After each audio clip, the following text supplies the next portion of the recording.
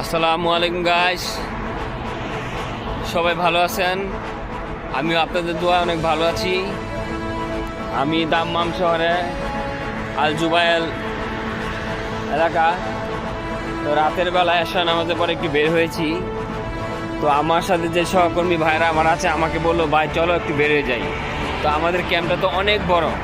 তো আমি প্রথম মনে করেছিলাম যে আমরা বুঝি ক্যাম্পের ভিতরে হাঁটতে যাব।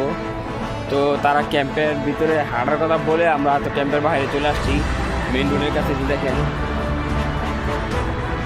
কিন্তু সমস্যা হচ্ছে এই জায়গায় লঙ্গি অ্যালাউ নেই ঘরের বাইরে, বা আপনি যখন রুটে চলে যাবেন লঙ্গি অ্যালাউ নেই। তো আমি ভুলক্রমে লঙ্গি পরে চলে আসছি। আমি ভয়ে ভয়ে রাস্তায় হাঁটতেছি, রাস্তার কিনার দিয়ে। কখন জানি সিআইডি পুলিশ, সৌদির সিআইডি পুলিশ সাদিক তাল বলে ডাকে। আমি ভয়ে আছি, মানে ওরা যদি তাল বলে ডাক দেয় তাহলে তো